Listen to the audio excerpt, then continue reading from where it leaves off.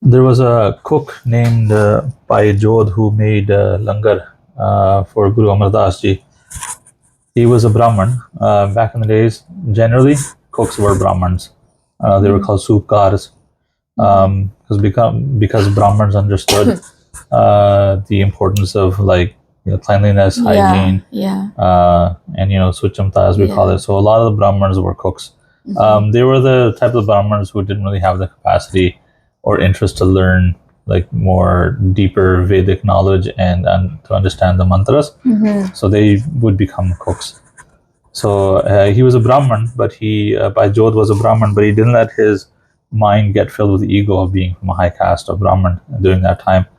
He did seva of Guru Sahib. The money and food that the Sangat brought was picked up by Jodh and used to buy grains and vegetables for the langar. Now, back in the days, during Guru Amardas ji's time, what Suraj Prakash Katha says is that Lakshmi, money, was 12 kos away from Guru Sahib.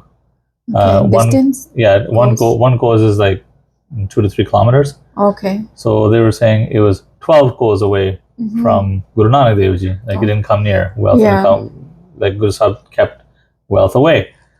And then during Guru Angad Dev Ji's time, Lakshmi was 6 kos away from Guru Angad Dev Ji. So it came a little closer, but still wasn't able to come in.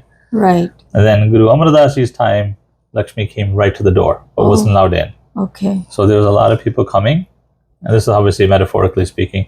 So a lot of people were coming. They wanted to give more, but Guru Amardas ji refused them and said, "Okay, if you want to give, all you give is langar enough for one day."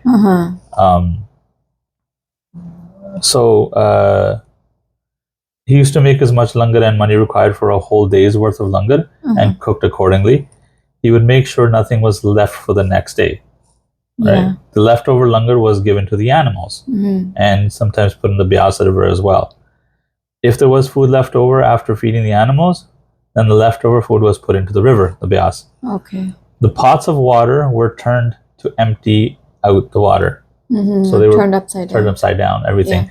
So this Guru Amardas ji wanted people to understand bharosa, faith, devotion. Yes, he will feed us tomorrow. Yeah, whoever gave you life will feed you tomorrow as well. Yeah. That was a big learning that Guru Amardas ji wanted to give. There was no counting of the langar.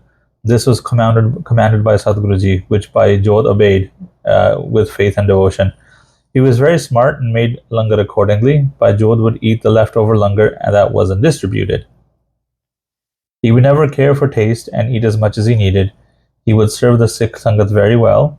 He would prepare langar for anyone who came to Guruji's home.